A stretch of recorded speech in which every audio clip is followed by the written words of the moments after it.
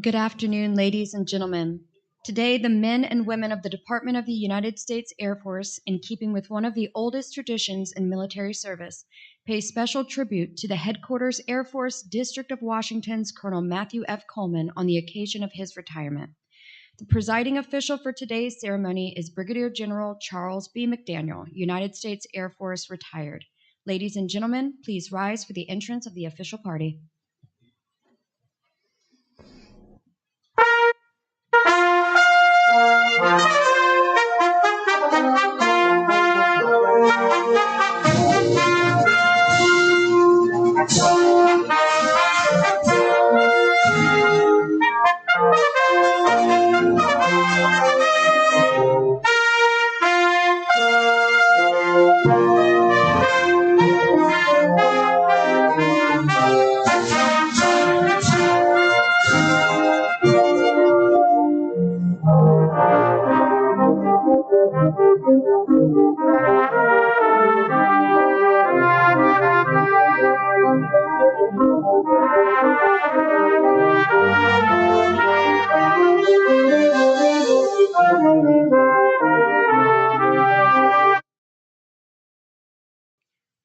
Please remain standing for the singing of the national anthem by Helen McDaniel and signing of the national anthem by Marley McDaniel. Colors, 10, hot, 4, arms, forward, hot.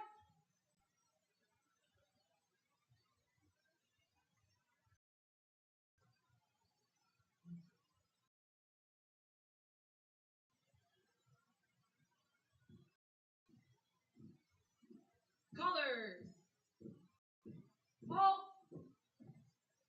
present, arms.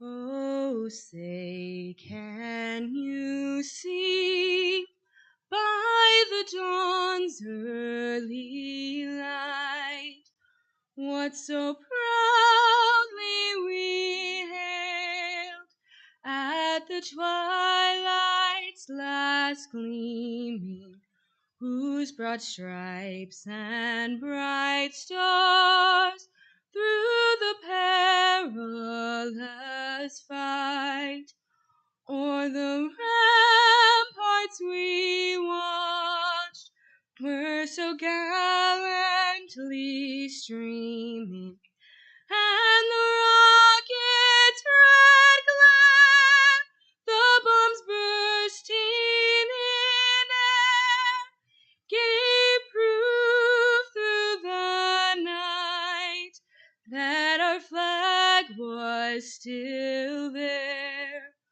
Oh, say does that star-spangled banner yet wave o'er the land of the free and the home of the brave? Forward, arms.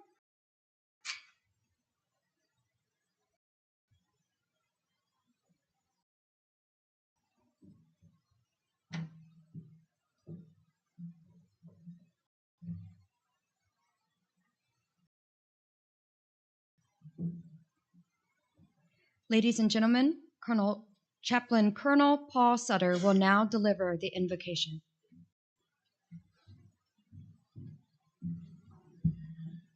I invite you to join me in prayer in a manner according to your custom or tradition. Let us pray. Lord, may everything we do and begin with your inspiration, continue with your help, and reach perfection under your guidance. We thank you for bringing Colonel Matthew Coleman's Air Force career to a safe and honorable conclusion. We are grateful for the service he has rendered and his great contributions to our country. By your Spirit, prosper those deeds done according to your will, and so continue his work, even as he retires from it. The impact Matt has made upon the Air Force does not end this day, but continues through the lives of those he has touched along the way. We thank you for blessing us with his friendship and expertise. As he has been a blessing to us, we now ask you to bless him, his wife Carrie, his son Joseph, and his daughter Elizabeth, and all other family members and friends who have supported him throughout his career. Hold them all in the palm of your hand as a new adventure unfolds. Grant Matt confidence, peace, and direction during this time of transition to equip him for any challenges ahead. May your presence now, O Lord, grace this celebration of a wonderful career, now mission complete. Empower us to serve you and our nation faithfully. Renew our strength so that all we say and do may reflect your grace in glory. In your most holy name we pray. Amen.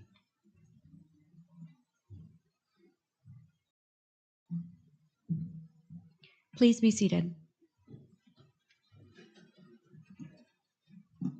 Ladies and gentlemen, Brigadier General Brian McDaniel.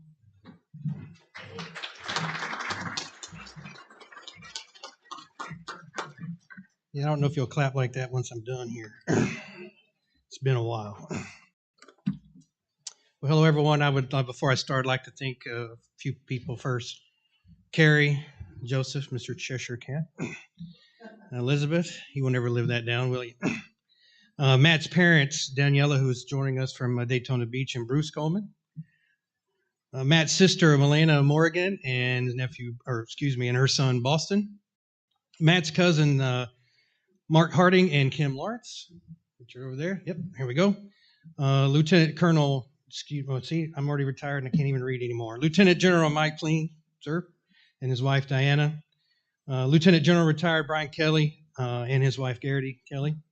I was supposed to flip those, but they wouldn't let me, so I tried. I was retired and was trying to get back in, so I thought I'd do it properly. Major General Dan DeVoe, thank you for coming.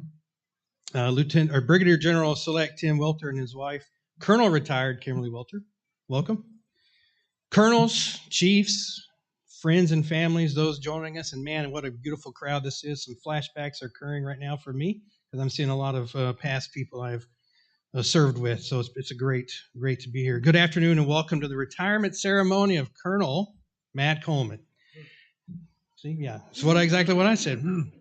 An exciting day for the Coleman family and a sad one for the Air Force.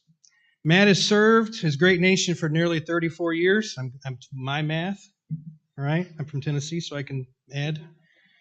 The nation, the Air Force, and your family could not be prouder of you and thankful for your service. There is no greater honor than being allowed to retire a fellow airman. And Matt, I want to thank you for this opportunity. It means the world to me, and I will never forget it. We also know that the journey was not taken alone. I would like to thank Carrie, Joseph, and Elizabeth for standing by your side, and Matt by theirs. The Coleman family has sacrificed so much for the nation and each other.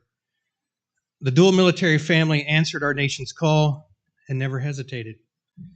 They took care of each other exactly how they took care of their airmen, with encouragement, guidance, understanding, and compassion. Thank you, Coleman family, for your service. It was an honor to have served with you all. Well, this story starts, if you can believe it, not the Korean War like I heard earlier today, but seems like it. The story starts back in the fall of 1989 when a very young Matt graduated and decided he wanted to enlist in the Air Force because the Pizza Hut management job just was not cutting it for him. There was something about being able to handle high-tech equipment versus deep dishes that enlisted him, that he decided to enlist. So he started basic training in 1990. After basic, this newly minted airman became a space system operator, and in his first 6 years was stationed in 4 different locations. Fairchild Air Force Base, which is a great place. Shemya in Alaska, not so great place. RAF Feltworth in the United Kingdom, seems like a cool place. And Onizuka Air Station in California, if you knew there was actually a air station in California. Those were his first 4 bases. But While I was reviewing his enlisted performance reports, there was one bullet that set me back. I was not expecting to see it. His Master Sergeant Supervisor wrote, and I'm going to quote, "His judgment and maturity off duty needs to improve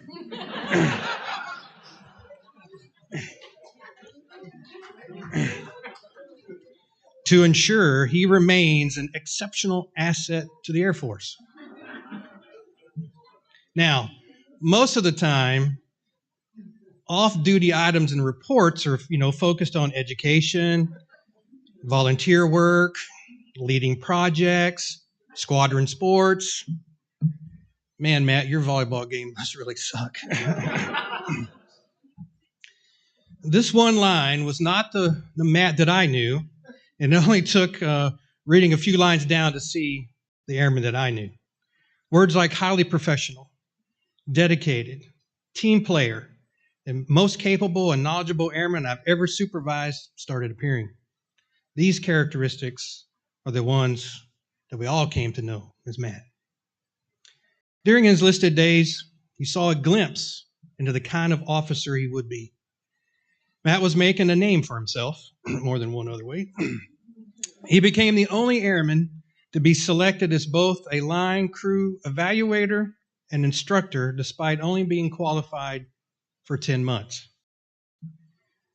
Man, at 10 months, there's still boom operators and co-pilots taking air samples in the back of a 135 with plastic bags, much less instructing people. Wow, that's just unbelievable. Additionally, Matt was the first airman and only senior airman to qualify in the Cobra Dane crew chief position. He finished a 30-day training program in 1 week. Due to his initiative in preparing, he scored a 4.5 out of 5 on the performance test and a 98 on the knowledge test. I guess that education at Embry-Riddle paid off for you. Or either that or the enlisted, that's what paid off for you. Man, what a fast burner in space. While at RAF Feltworth, he sprang into action and rendered first aid to an injured waiter at the NCO club, earning the Air Force Achievement Medal for his selfless act, and earning the squadron's Airman of the Year for his outstanding performance as a passive system console operator. I don't know what it is, but I'm starting to see a trend in things happening at the club. With you, Matt. Just remember the bullet. Matt was killing it. He took the warning shot from the Master Sergeant, bear down, and executed it with passion and skill. All of his hard work earned him a 2-year scholarship, ROTC scholarship at Embry-Riddle Aeronautical University back home in Daytona Beach. They don't have clubs there? Yeah, they probably do. His exceptional performance continued as he earned the distinguished graduate from ROTC field training. After graduation, the Air Force sent him to MacDill to wait until his pilot training class started. He became an exercise and inspection officer for the wing, where he executed and designed and built the MacDill's exercise village and developed their trend analysis for the wing's ORI, all resulting in an excellent rating. Not too bad for a boater bore. However, we know Matt loves his off-duty time. And what do young lieutenants do in their off-duty time? They play this wonderful game called Crud at the Officers Club. Well, this particular night, there was another young lieutenant in attendance. She's sitting on the front row, Carrie. It was keeping score between some snake eaters and the butter bars. So Matt once he finished the game, he moseyed, as he stated, over to Carrie so he could lay down his mojo. They talked for a while until Matt decided he wanted another beer. That's what he said. Remember the Master Sergeant's statement earlier? Yes, we are. Well, it popped up again. He actually walked towards the bar to talk to a few blondes at the bar. And he talked for a very long time, which, they ended up all leaving together except Carrie was left at the club.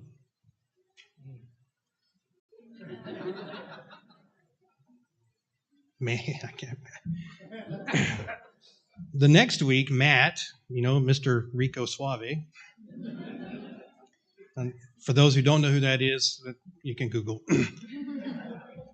walked over to Carrie and asked her if she was going to a mutual friend's party that evening. Now, Carrie aimed both barrels at Matt. He says, I don't know. Is your little blonde friend from last week going to be there too? Yeah, Matt's gyros recaged there, and the response came out in a no. See, he still got it. I see that you still use that. No. And that wasn't the last time. It seems there would be another merge during an Embry-Riddle campus visit with Carrie. While showing Carrie where he received his higher education, which was not at the academy, like Carrie, a chance intercept of Matt was executed by a young woman. And you guessed it, a woman with blonde hair. This intercept resulted in a very long hug and a leg pop. Carrie was the one who actually handled it the best, and she did a small wave with the left hand that had the ring on it. You like blondes, don't you? Is that why you wore a blonde wig at the spouse's dining in? Anyway, these two lieutenants knew they were made for each other. Their reasons are very different.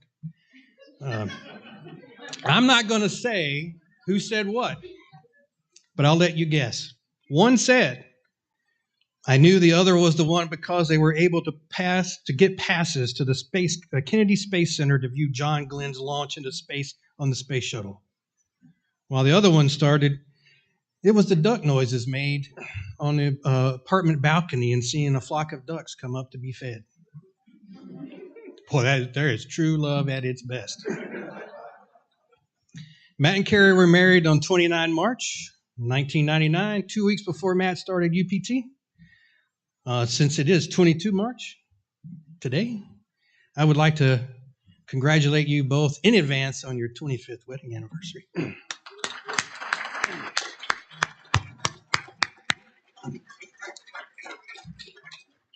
Now, a quick story. I'm going to do it anyway. A quick story about their wedding, which has been approved by both parties and provided for me to include in this ceremony. The wedding was originally planned to be in December, but see, I would have got him squirming. That's right where I need him. But it seems that Carrie had the potential to deploy. So we're going to move it up. And then Matt finds out that his pilot training start date has moved up. So now we're down to about a month of planning for this wedding. And they were only going to plan it, they needed to have this done because they wanted to use the joint spouse assignment system. So there's some thinking there. So when pilot training at the end. However, this compact planning produced some intense moments. And it seems that Carrie gave Matt some verbal counseling. Unfortunately, Matt's mom, Daniela, was in the room. Now, she said what a Coleman that I've become to know probably would have said at the same situation. It's not too late, Matt. So, wow, can you imagine? Now I know where Matt gets his quick wit and his conflict resolution. But I would have loved to have been there to see his face when that comment came out and to understand what was going on in his brain as he tried to figure out how to get out of that one. But hey, obviously it worked out. She's still with you, and you better get more than that because there's more in here. Matt selected the KC-135 out of pilot training and became a tanker driver, the best aircraft in the Air Force inventory, our opinion, a true fly-by-wire aircraft. While at Altus, he earned the Distinguished Graduate in his class, top 10%. I was at Altus at the same time. I was, and I have to ask you, were you trained upstairs or downstairs? Upstairs. So the Monkey Boys took care of you. That's why you earned your DG, not given from the chickens from downstairs. Matt's first KC-135 assignment was at Robins Air Force Base, Georgia, home of the 19th Air Refueling Wing Black Knights. And he still has his, and I still have mine. And the 99th ARS Ramrods. And boy, what a beautiful place that was. What a great first assignment for a lieutenant. I can vouch for that. Like most of the assignments of tanker drivers, the assignment could be summed up in one word: deployed. It was no different for Matt. As you all know, after 2001, tanker business kind of picked up, and we're deployed all over the Middle East. Matt deployed over 5 times to Qatar and Kyrgyzstan, supporting combat operations in Iraq and Afghanistan, earning 5 air medals. As I read more of his reports, I also learned that Matt has an issue with KC-135 engines. I don't know why, the most reliable engine in the fleets. For some reason, it seems Matt loses one on missions at least once or twice a year. I've only shut down one. And you shut down 2 every year, your first assignment. Man, what a record. And that's your first assignment. More is to come. Holy smokes. I don't know if I want to write that down or not. Matt's top-rated performance continued during those busy times. He returned to Altus, upgraded aircraft commander, earning again Distinguished Graduate of his class. The 99th Air Refueling Squadron commander selected him for flights to go to flight safety school. And soon afterwards, he would be a key player in the KC-10 mishap investigation. His attention to detail led the team to find the cause, which was a 30-year design flaw. And it was corrected. After Robins, the Warriors of the North came calling. If nobody knows who that was or who they are, that was all the way up in Grand Forks, North Dakota, to become the Wings Flight Safety Officer, where he hit the ground running. He revitalized the Wings Flight Safety Program by developing metrics which identified multiple deficiency areas and prepared squadron safeties for Air Mobility Command's triennial safety review. His efforts ensured Wing received an excellent rating by Air Mobility Command. He earned the number 1 of 13 company-grade officers on the staff, the Operations Group Aircraft Commander of the Year, number 1 of 51, and top 5%, 284 of the Wings CGOs that first year. Over the next 2 years at Grand Forks, Matt would deploy some more, move up to be the Wing Exec, and then later to Flight Commander to 912th, the best tanker squadron in the service. I'm not biased by any matter. His unmatched leadership would earn him Wing Safety CGO of the Year, or Wing Staff CGO of the Year, number 1 of 12, number 5 of 288 CGOs in the Wing, number 1 of 36 CGOs in the squadron.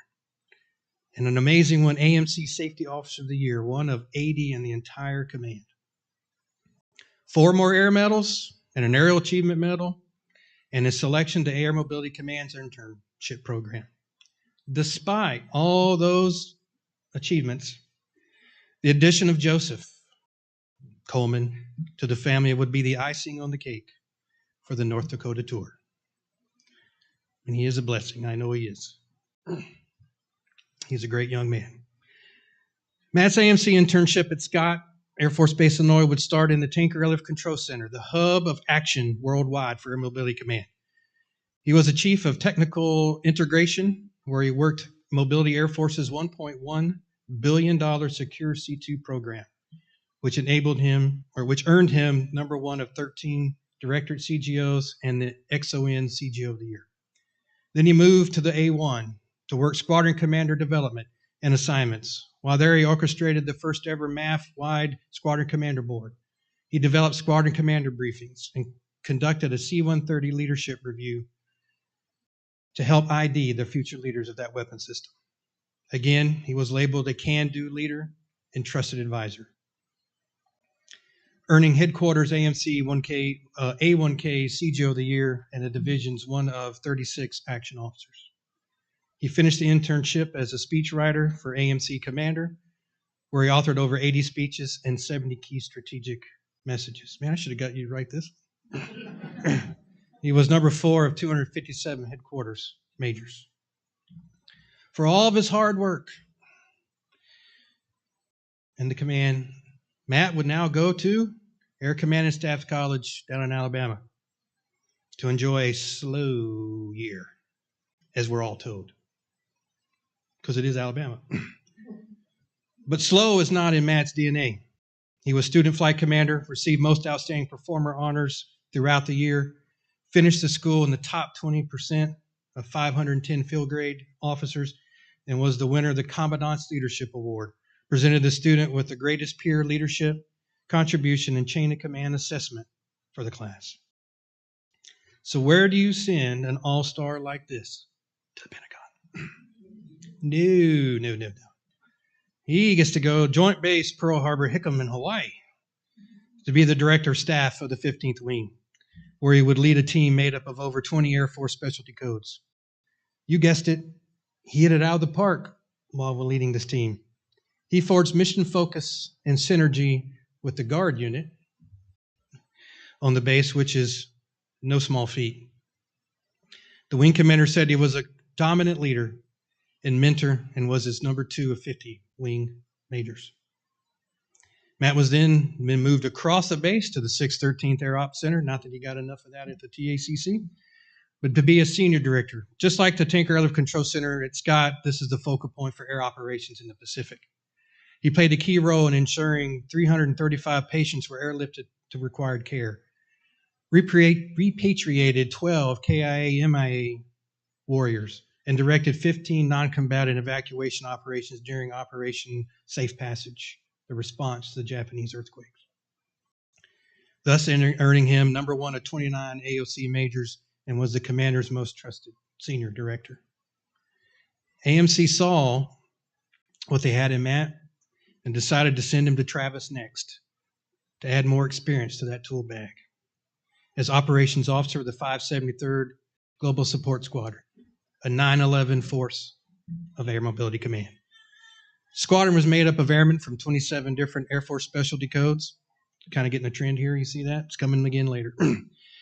Matt ensured these airmen were ready to deploy by designing wing-level block training, which increased training by 20%, and finding mobile teams to come help train with the backlog. Because of his efforts and leadership, the squadron earned the Contingency Response Unit of the Year, and he earned the number 1 of 13 majors in the group and the number 1 DO in the group. Now, this chapter also has a special meaning. The Coleman family grew by number 1 more when Miss Elizabeth came. And a wonderful young lady she is also. The wing commander at Fairchild, having read Matt's outstanding record and recognizing what a gold mine he had found, hired Matt as the wing's next chief of safety. So the Colemans are on the move again to the great Northeast. As chief of safety, he repurposed $14 million in facilities to close 16 UEI discrepancies in past state exercises. He was selected to be the board president of a C-17 mishap. Just like years earlier, he identified a fleet-wide engine and TO discrepancy and corrected it, therefore preventing future C-17 engine damage. Having seen Matt in action during the exercises, he was then hired to command the 92nd OSS, Operational Support Squadron, one of the most challenging squadrons to lead because of its diversity and responsibilities, from weather, air ops, air traffic control, and aircrew training, to just name a few. His squadron played a vital role in the wing's success during Air Mobility Command's nuclear operational readiness inspection. A couple of Matt's sections were evaluated as strengths, and his leadership of a no-fail O-plan deployment team earned highly effective 3 times, which helped earn the wing the U.S. STRATCOM's Omaha Trophy. The number 1 out of 30 wings for STRATCOM in the strategic aircraft category. This was the first time in 14 years a tanker unit had won that award, and he brought it back to Air Mobility Command. Not only did the wing win it that year, they won it the next because of his leadership. Matt earned the number 1 of 17 squadron commanders. The airmen at Fairchild discovered that Matt had a taste for coffee. I did not know that Matt was a pinky out coffee drinker. I asked several airmen if there was any dirt on him, and almost every single one of them mentioned his $3,000 coffee maker espresso machine in his office. Everyone entering that building was asking where was Starbucks. Man, I'm going to have to call Tanya. Well, actually, your wife was there, so she was running out. She even knew this. Now I understand why you were costing the club money, having your own coffee shop. Remember earlier I said he encouraged airmen? Well, here's an example of it when he was a squadron commander. There was a captain briefing Matt on the COMAF-4's apportionment and allocation process to help him understand the concept. At the end of the brief, he looked the captain straight in the eyes and said, I honestly have no idea what the hell it is you do, how you do it, but you're doing a great job, so keep it up.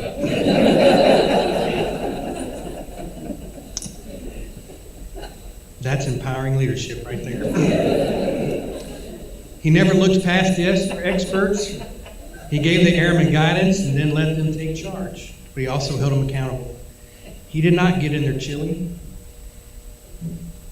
He let them grow and develop into leaders. He also built trust between other squadron commanders, not trying to be better than them, which is very important in creating a team. That's the Matt we know. One last thing I learned, there's a couple of things I learned in Fairchild about him, but there's another one that I'll let he'll tell you about, but I'm just going to say, fear the scorpion. Now, you can tell that one later. After Fairchild, the Colemans moved to D.C. so Matt could attend the Eisenhower School of National Security and Resource Strategy, and then on to the Joint Staff as a political military strategist planner. As a strategic planner, he synchronized the requirements for budgeting, coordination, U.S. CENTCOM sourcing, the directives, and facilitated a China readiness review, which is obviously in high demand right now. A busy year where he was the number 1 of 27 AOs in the directorate. Matt then moved back across the river to become the Chief Department of Administration at the Inter-American Defense College at Fort McNair, where he earned the number 1 of 22 joint and international students, number 1 colonels on staff. He recruited over 200 plus joint international students to attend the college, developed a COVID plan so the college could still operate, and ensured their accreditation by developing ethics policy. If you know Matt, he still wanted more. He wanted to be operational. And he got that shot again. He was selected to be the vice commander at Al Dhafra Air Base in the United Arab Emirates. This assignment allowed him to fly the KC-10 and experience the Gucci life. Maybe that training with that $3,000 coffee maker prepped you for Gucci life, but no tanker guy would ever drink Gucci coffee. You know what I'm talking about? Yeah. We don't do that. That's 135. During this assignment, Matt was involved in one of the largest NEO operations in history. We all remember the pullout of Afghanistan and the crisis on the backside. Matt deployed to IED Qatar to help lead the Humanitarian Operations Center. Words cannot explain the tempo of this 3-week operation. The team coordinated to convert hangars, warehouses, and tents into lodging facilities, procured bathrooms and shower stations, facilitated medical care, established passenger screening, and coordinated onward movement of passengers. What I just read is not even half of what they had to do. As stated earlier, this operation was the largest in history, so let me paint the picture. There were 124,000 civilians evacuated from Kabul, of which 6,000 were American. The most people evacuated on one day was 19,000. The average number of people evacuated a day was 7,500. Those accomplishments that his team did is absolutely unbelievable. Matt was there in the middle of it, leading over 700 airmen in this high-pressure event. We learned recently that Matt will be receiving the Superior Honor Award from the Department of State. What an accomplishment. If you ask Matt, this operation is one of his most positive memories. Matt, I want to salute you for that operation.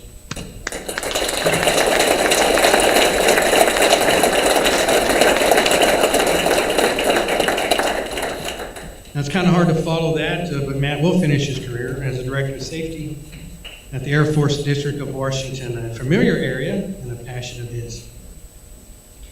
I have spoke extensively about his professional career, but let me just quickly talk about some of his other accomplishments during his career. Did you know that he is a watch designer? He got tired of all those pointy-nose drivers walking around with their stamped Breitlings. Is there one back there? Okay. This is what he told me. But I'm gonna back him up. But I'm backing him up on that. So he contacted Bremont in England and designed the KC-135 very specific watch. It's a very nice watch. Only 135 were made initially, and each are numbered. And he has number 135. Good pick. I just happen to have number 92. It's a good pick too. But business was so successful, that they've now launched version number 2, which you can still buy online if you want to. No endorsements for me, but it will not be the same. He's a great MC and character actor at Spouses Dining Inns. I'm not saying that there's a video out there, but he kills the Brady Bunch dance. There's still just something about Matt in Air Force clothes. He taught one of his children outdoor bathroom etiquette and encouraged it until it was in a 4-star's front yard. You didn't think I was going to tell that one? Somebody else gave me that story. To become an ace, an aviator must destroy 5 enemy aircraft. As a tanker pilot, that is kind of hard to do from the front end. Matt might be an ace in engine shutdowns. Maybe, okay. I don't know, he'll have to tell you. I don't know if Matt has 5 air refueling plugs as a pilot. You're going to retire, so maybe so? Yeah, okay, should. That was during the time of multi-capable airmen in the 90s where we were teaching everybody to do everything. Now, the kind of ace, what I'm fixing to mention is the kind of ace he probably wished never happened. So to celebrate this accomplishment, I am going to give you a silhouette of a hospital bed. So you can paint 5 beds on your car and take that hero picture. Matt has had, unbelievably, 5 back surgeries. He probably has more convalescent leave than he has flying hours.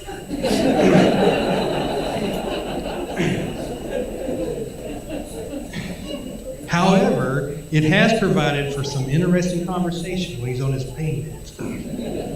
Those are some good conversations. When asked who his hero was, there was no doubt in my mind who that would be. Matt's hero is Jimmy Doolittle for what he did for aviation in the interwar years and what he did in 1942 over Tokyo. Matt has had a very special relationship with the surviving Doolittle Raiders. Matt went to the reunions. The stories he tells about the Raiders is incredible. I'll never forget it. And talk about watches.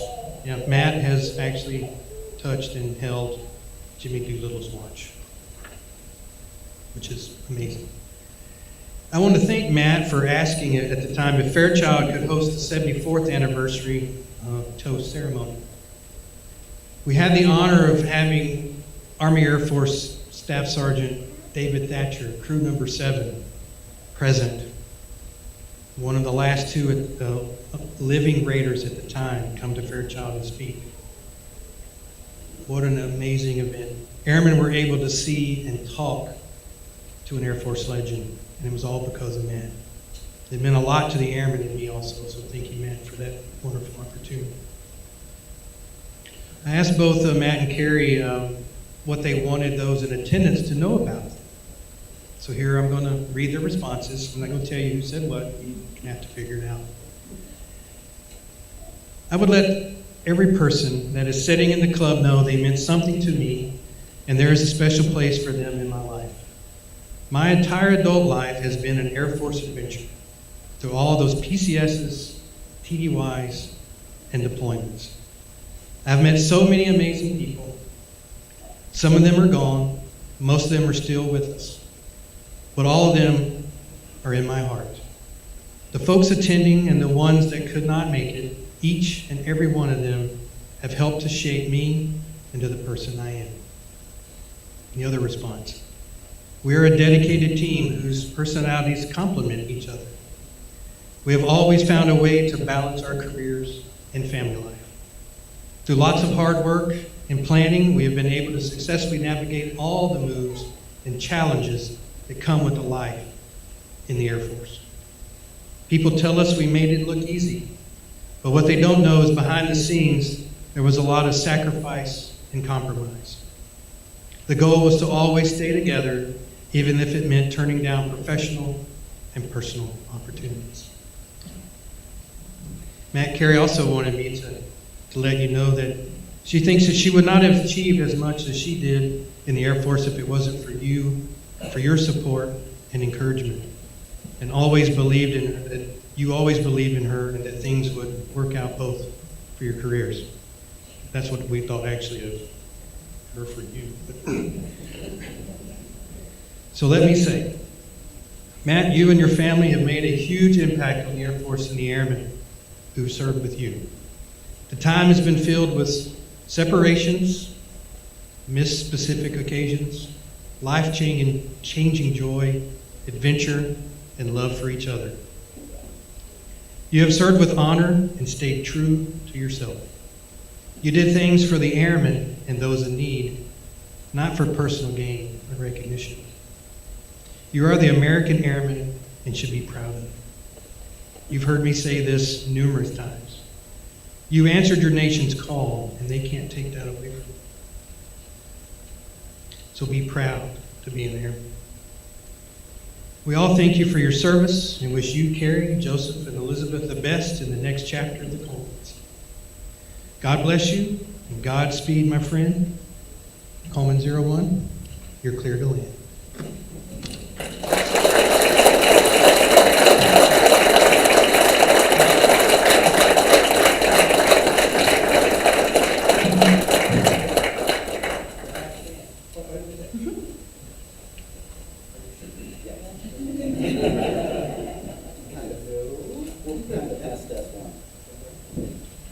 Please rise as Brigadier General McDaniel presents Colonel Coleman with the Legion of Merit 1st Oak Leaf Cluster.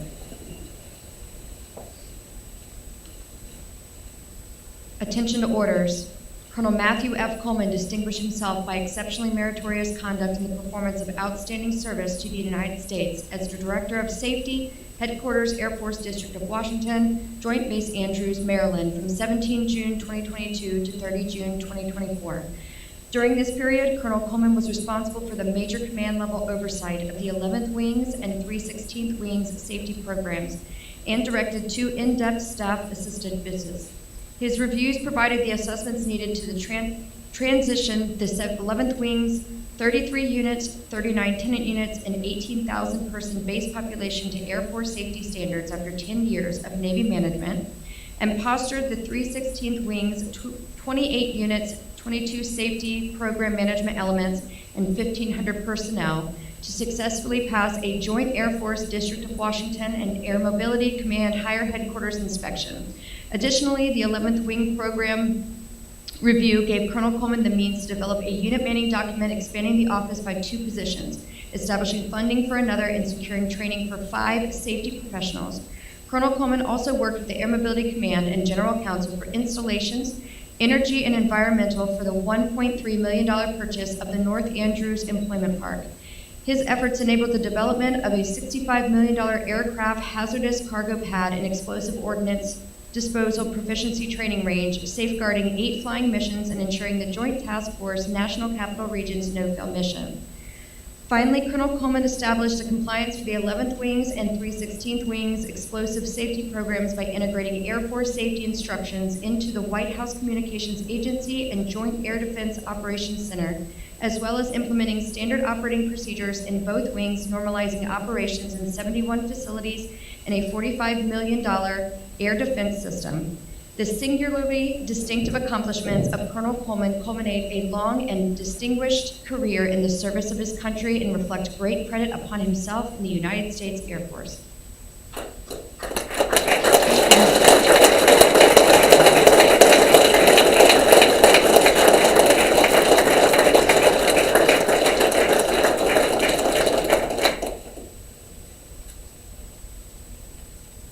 Please remain standing as Brigadier General McDaniel retires Colonel Coleman. Publish the order. Department of the Air Force, Washington, District of Columbia, order number AL000983, by order of the Secretary of the Air Force, Colonel Coleman is retired from active duty, effective 1 July 2024, after more than 32 years of faithful and honorable duty.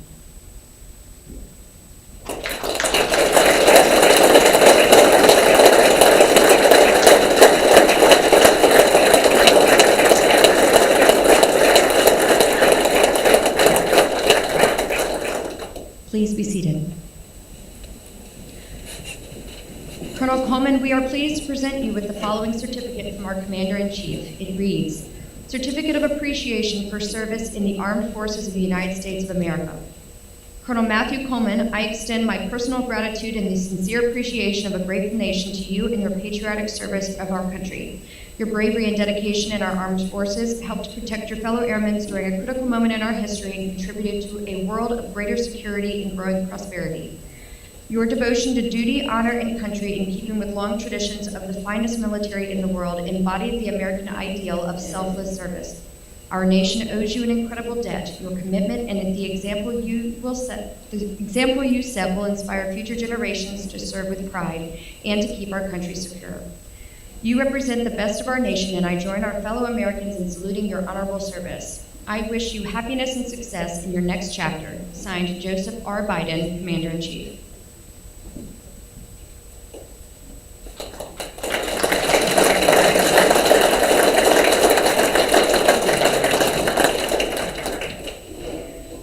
Colonel Coleman, we are pleased to present you with the following certificate from our Chief of Staff of the Air Force. It reads, Certificate of Retirement from the Armed Forces of the United States of America. To all who shall see these presents, greeting. This is to certify that Colonel Matthew F. Coleman, having served faithfully and honorably, was retired from the United States Air Force on the first day of July 2024. Signed, Major General Daniel A. DeVoe, Commander, Air Force District of Washington. Also signed, General David W. Albin, Chief of Staff of the Air Force.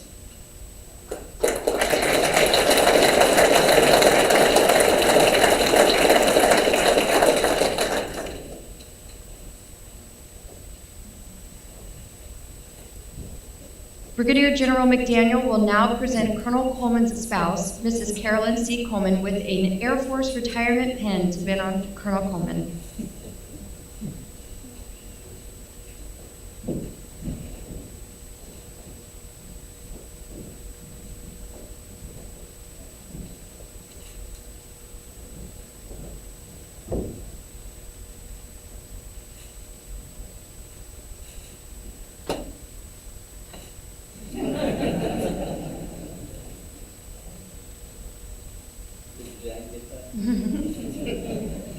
We didn't see anything.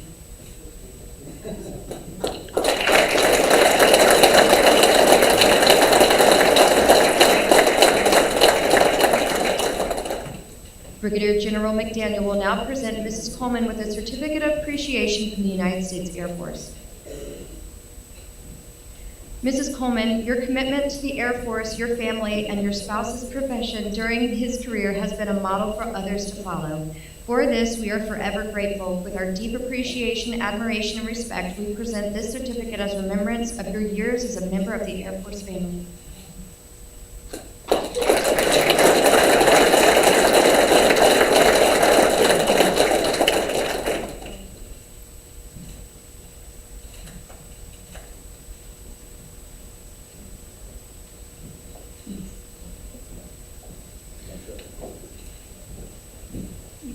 You may be seated as well. Colonel Coleman will now be presented with our nation's colors in honor of his 32 years, 9 months, and 20 days of service.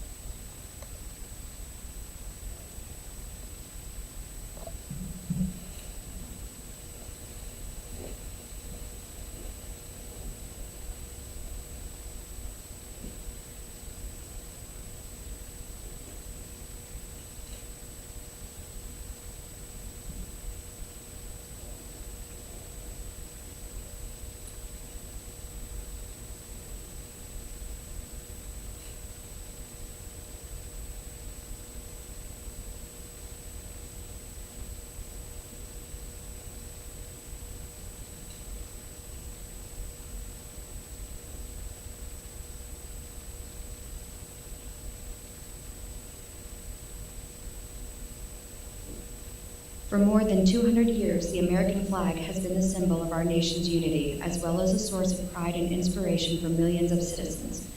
Born on June 14, 1777, the Second Continental Congress determined that the flag of the United States be 13 stripes, alternating between 7 red and 6 white, and that the Union be 13 stars, white in a blue field representing a new constellation. Between 1777 and 1960, the shape and design of the flag evolved into the flag presented before you today. The 13 horizontal stripes represented the original 13 colonies, while the stars represented the 50 states of the Union. The colors of the flag are symbolic as well. Red symbolizes hardiness and valor, white signifies purity and innocence, and blue represents vigilance, perseverance, and justice. Traditionally, a symbol of liberty, the American flag has carried the message of freedom and inspired Americans both at home and abroad. In 1814, Francis Scott Key was so moved at seeing the stars and stripes waving after the British shelling of Baltimore's Fort McHenry that he wrote the words to the Star-Spangled Banner. In 1892, the flag inspired Francis Bellamy to write the Pledge of Allegiance, our most famous flag salute and patriotic oath. In July 1969, the American flag was flown in space when Neil Armstrong planted it on the surface of the moon. Today, our flag flies on constellations of Air Force satellites that circle our globe, and on the fin flash of our aircraft in harm's way in every corner of the world. Indeed, it flies in the heart of every American who served our great nation. The sun never sets on our U.S. Air Force, nor on the flag that we so proudly cherish. Since 1776, no generation of Americans has been spared the responsibility of defending freedom. Today's airmen remain committed to preserving the freedom that others won for us for generations to come. By displaying the flag and giving it a distinctive fold, we show respect to the flag and express our gratitude to those individuals who fought and continue to fight for freedom at home and abroad. Since the dawn of the 20th century, airmen have proudly flown the flag in every major conflict on land and sky around the world. It is their responsibility and our responsibility to continue to protect and preserve the rights, privileges, and freedoms that we as Americans enjoy today. The United States flag represents who we are. It stands for the freedom we all share and the pride and patriotism we feel for our country. We cherish its legacy as a beacon of hope to one and all. Long may it wave.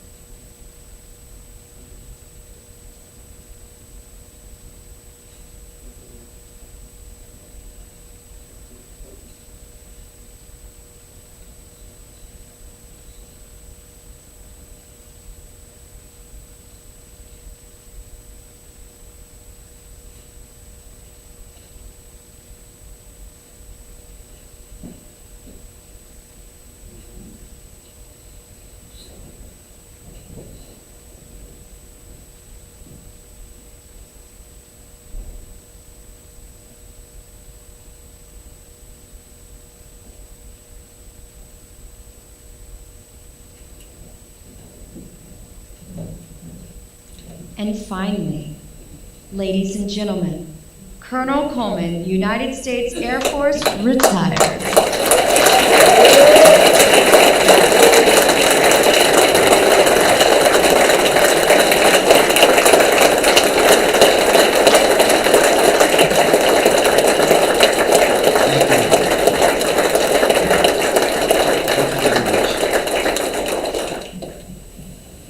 So many words of advice.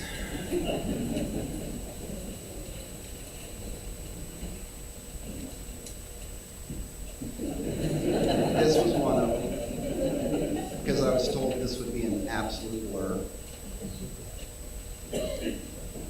So before I get going on many things, yes, glasses, the watch that General McDaniel mentioned, the holder of it is Mr. Larry Kelly, who's a longtime associate of the Doolittle Raiders as well, but he has graciously brought it. If you've seen the photos of General Doolittle on the deck of the Hornet the morning before they launched, or it's the day prior before they launched, when they're sitting there pinning medals that were presented to those airmen by the Japanese, and they were going to return them, you'll see a watch on Jimmy Doolittle's wrist. It's the same watch he wore on the Doolittle Tokyo raid. It's the watch he wore when he put on his 4th star, and that is this watch right here. So, thank you, Mr. Kelly.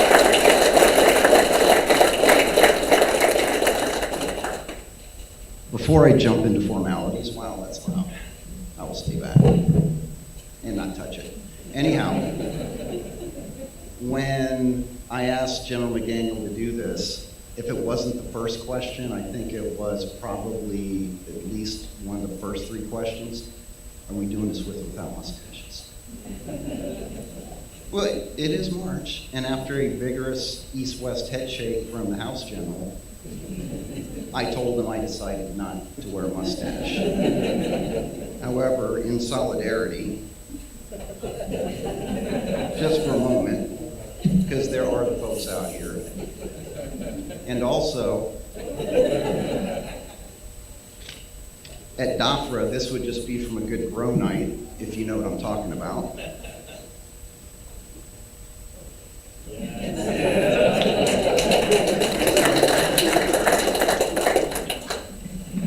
And for the very few people that are in the know and understand why I am still having problems in front of crowds, thank you for helping me the last year and a half when I needed it. But to help me get through this, please forgive me. I'm gonna have some coffee.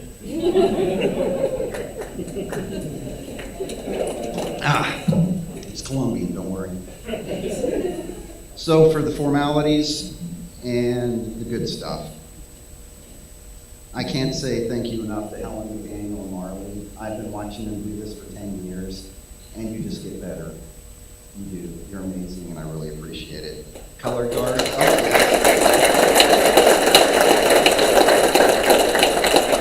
Color guard, you did a fabulous job. Lieutenant Colonel Brian Sikkema, one of my flight commanders from Fairchild, and when you're sitting on it's easy at a wing, but when you're sitting on a staff and you have 3 people working for you, it's kind of hard to find somebody to help plan something like this, so I really appreciate all the work you did. This is amazing. Thank you very much.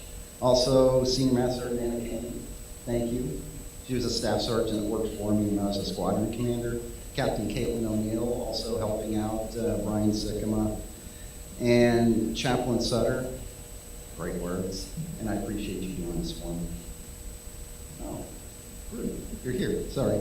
Our ushers and escorts, I really appreciate you taking time out of your day. And General McDaniel, thank you so much for doing this.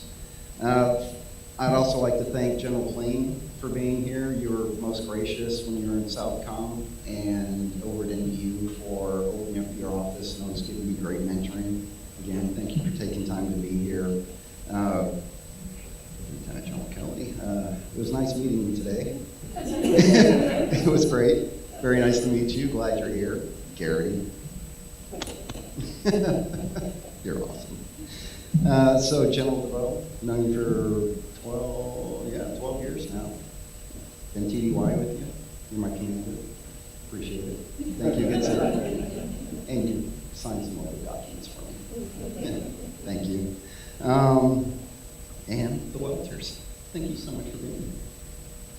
So to jump into more of the formalities, I would be remiss if I didn't thank everyone else here today. Honestly, as I stand here looking out at this crowd, I am so incredibly humbled, and I mean that from the heart. For those of you that are local, and I know local here is not necessarily meaning of anything, because you can be 14 miles away and that turns into an hour and a half. So I appreciate you taking the time to be out here. For all of you that took the time to book flights, hotels, get rental cars, and actually come here and spend this day with me, I am so humbled. I really appreciate it. And for the folks that are watching this live, thank you for taking time out of your day as well. And Rob, if whichever camera it is you're watching, get well. All right, so I've never been a big fan of standing behind a podium, let alone talking into a microphone. I would definitely more prefer to be down here, if you remember from the squadron time, and just speaking from the diaphragm and just walking around, you know, just like they teach us in SOS. But I have a script to help keep me on track because there's just so much going through my head, and it's nice to have something here to help me focus. So in 27 days, it will be April 18th. This is a significant day if you're a fan of history, not necessarily because that is the day Jimmy Doolittle and 80 and 79 amazing men with him took off and bombed Tokyo. While that is an amazing feat, what's less known and something you won't even find in an outdated bathroom reader, the most obscure and irrelevant facts of history, is that's the day 18-year-old Matt Coleman was on a bus headed to Lackland Air Force Base for an evening of pick him up, put him down, and getting an amazing haircut where I lost my glorious 80s bangs. So I've really struggled with what to say up here because how do you encapsulate 34 years of your life? If you spend any amount of time around me jaw-jacking on any topic under the sun, you'll find that I usually wind up asking a lot of questions and plot a course for the weeds. I've always been intrigued by the finer details of the story or event because there's so much more than what we see or what is presented. Instead of that one-dimensional story, I want the whole story. And for me, I'd say I guess I'm the doppelganger of Paul Harvey for doing the same thing, so I can say, and that's the rest of the story. In preparing for this moment, I took a step back to look beyond the superficial one-dimensional story that makes up these 34 years. So at the 50,000-foot level, here's what I see. 18 April 1990, basic training. 8 December 96, separated on a 2-year ROTC scholarship to Embry-Riddle. Yeah. Right there, buddy. 30 June 98, back on active duty. 19 May 2000, graduated pilot training. 22 March 24, retirement ceremony. And then 30 June 2024, that will be my last day on active duty. There are 3 other dates in here that need to be mentioned to drop us down to the 40,000-foot level. 29 March 1999, married the beautiful Carolyn Claire Fia. You don't have to do public math. Thank you for pointing out it's 25 years next week, so, and yes, I already got her gift. On 6 March 2004, Joseph Brian Coleman was born. More public math. 2 weeks ago, he turned 20.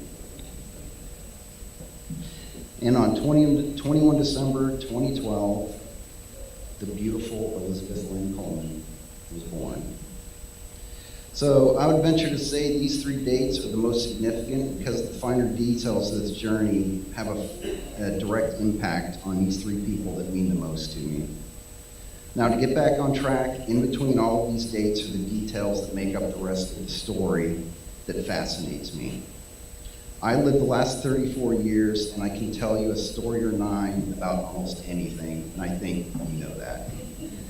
As I looked at the time I'm sorry, as I've looked at the time in the last couple of weeks though, I do see it in a lot more different light. So dropping down to the 30,000 foot level, I know Gentleman Daniel hit a lot of the stuff, but for me, to put that fine detail to it, spring 1990, 23rd EMTS, Flight 360, all present and accounted for.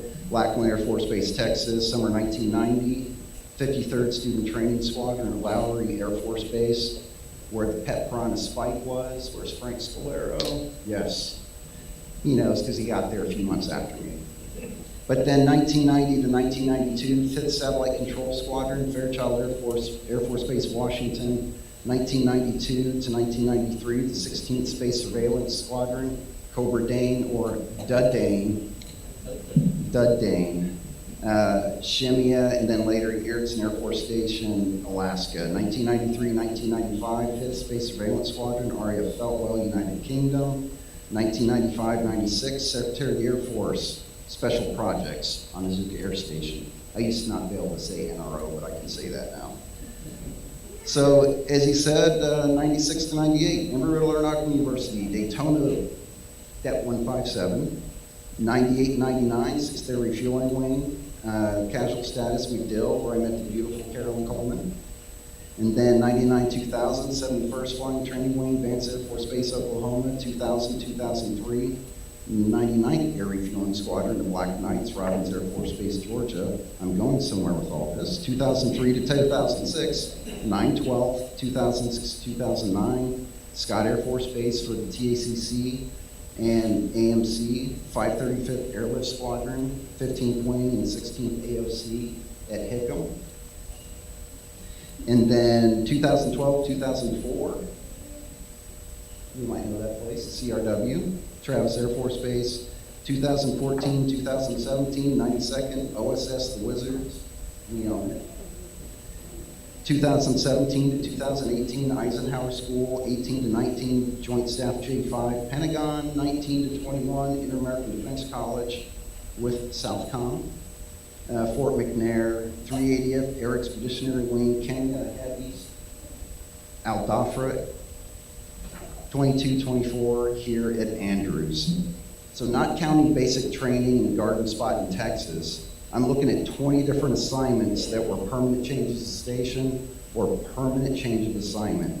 To take all that and drop down to the 20,000 foot level, I would say that is where all the TDYs, temporary duties were left, where I left and went off, left home station and did a lot of other fun things. So I'm gonna pull the throttles back just a little bit more, pushing the nose over so we can descend down to the 10,000 foot level. I would say that is where all the work was happening. Pick a location, and again, I'm gonna tell you 2 or 9 stories. And you'll probably just say, please stop. Sorry. So whether it was cool mission events or just some of the standard buffoonery you would expect of a young guy in his late teens or 20s, or the shenanigans you would expect from air crew, that's where a lot of the fun happened. But I'm gonna finally take it back where I can drop down to that low level altitude, because for me, that's where the story is. Whether you were here in the audience, stone cold. Strong coffee.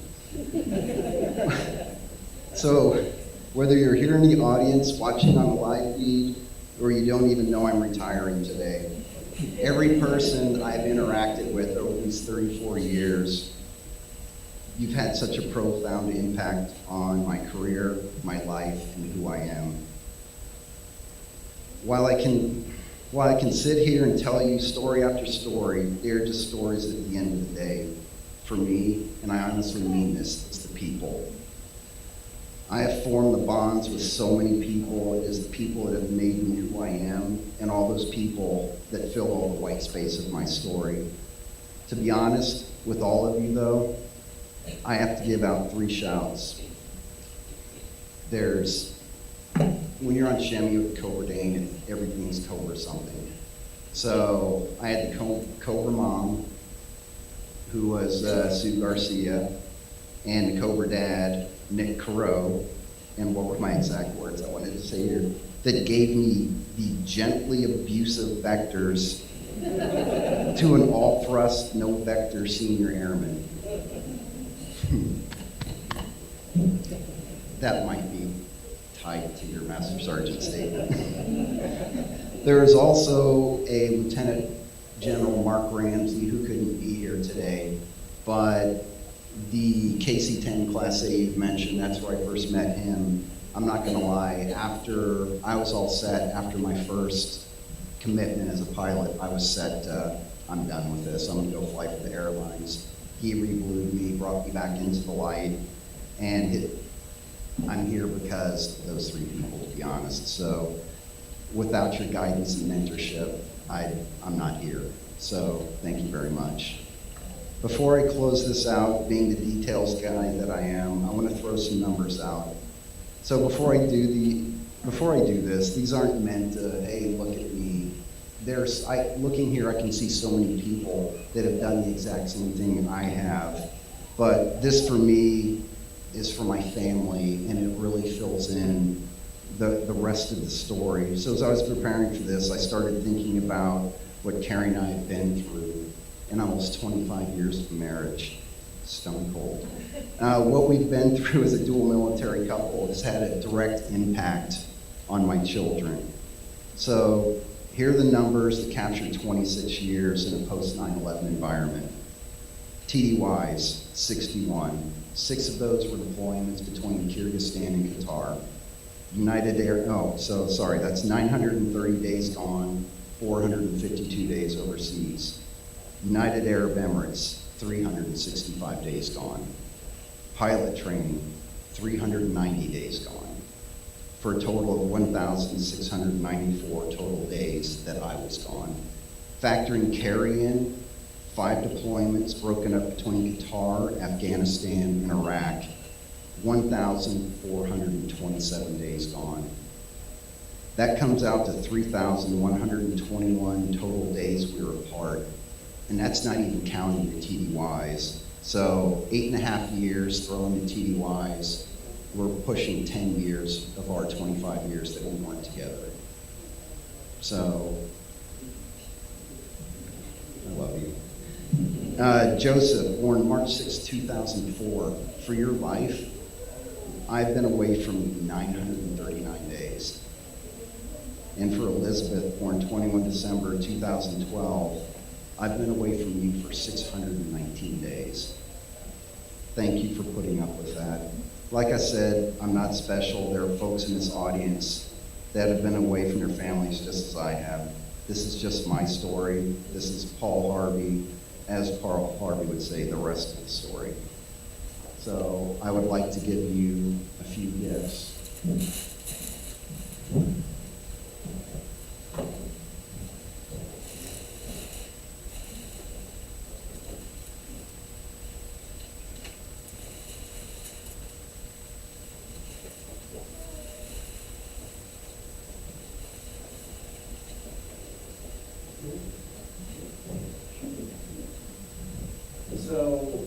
So for these, don't worry, I've got more fun gifts, if you will, at home waiting for you. But what these are, Elizabeth and Joseph, he doesn't need flowers. I'll get him a Pabst Blue Ribbon when we get home. But Elizabeth and Joseph, what these are, this is a gift that, for me, it's something that ties me to you, and it's something that, wherever Kate is, Stone Cold, it's something that you will always have with me. It's something that I always remember you by, and I picked these because of those moments that I thought. What I've got is one of my flight caps. Each of them, this flag, has been on 5 of my 7 deployments in my helmet bag, so they've got quite a bit of flight time over Iraq and Afghanistan. You can't go wrong with the Air Force crest, so I'm sorry, my Army and Marine brothers. And a picture that when I look at it, I think of them. It's something I want you to have from now into the future that you can look at and know that it's a personal connection to me, because I love you too so much.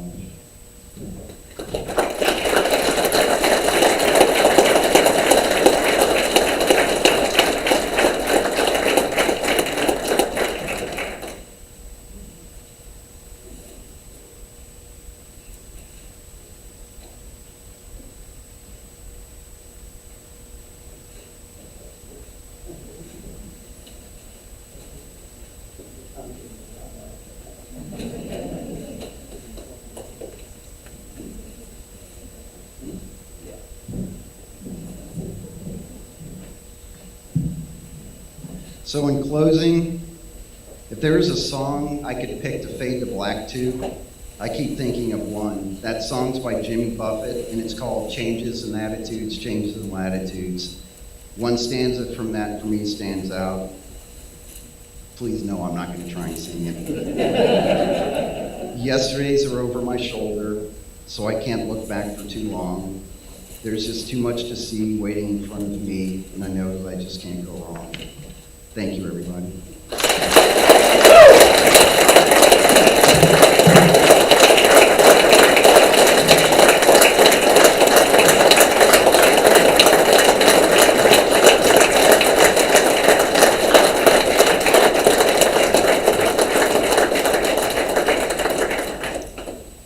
Please be seated.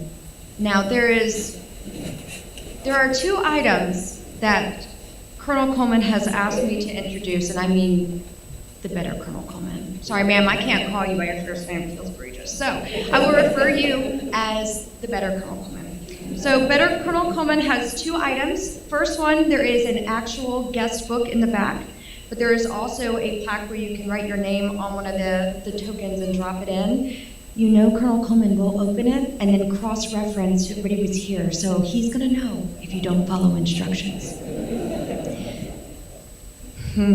The second part is very near and dear to me. I wrote this before I realized that there are children, chaplains, and a wide array of officers, so we are going to amend the words a little bit to accommodate the crowd. Everybody is here because Colonel Coleman meant something to you. I mean, I'm here because you said it was open bar, but it's not. That was a lie. But we're here because it was important. Colonel Coleman knew me as a staff sergeant and is a big reason why I decided to stay in the Air Force. And as a leader, he has always known exactly what to say. He has a way with words. And so there are two nuggets of wisdom that it is my pleasure to share with you all. The first one is that many people throughout your career really just need to eat a bag of ducks. If you know him, you know that you've heard that too. The other one that Colonel Coleman says on the regular, let me think of how to word this one, that you have a finite amount of forks to give over your career. And if you expend all of those forks on things that don't require it, you will run out. Well, most recently I saw Colonel Coleman and he told me that his tank was empty. He had finally run out of forks to give. So there is a poem that I think sums up how you're feeling. I've no more forks to give. My forks have runneth dry. I've tried to go fork shopping, but there's no forks left to buy. I've no more forks to give, although more forks I've tried to get. I'm over my fork budget, and now I'm in forking debt. You see, though, the better Colonel Coleman needs you to be able to give a fork from time to time, and in fact, you can buy them. So, she wanted me to present to you, it is a jar of fucks.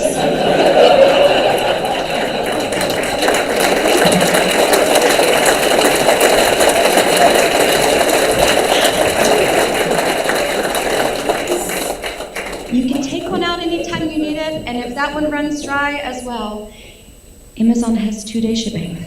All right, let's wrap this up.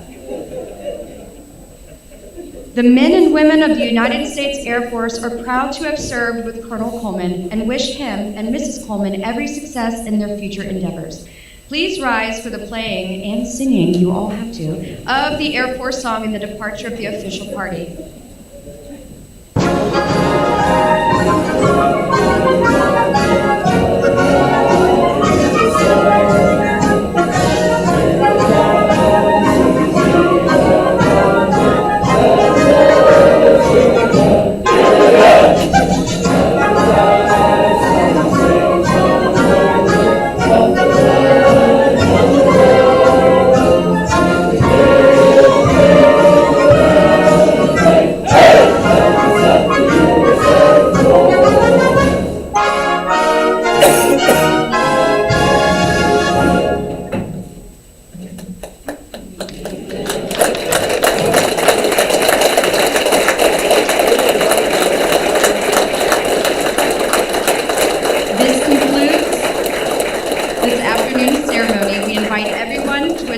reception immediately following the ceremony. Please join Brigadier General McDaniel in congratulating Colonel and Mrs. Coleman, the receiving line in the front of the back of the room. Thank you for attending, and we wish you a pleasant day.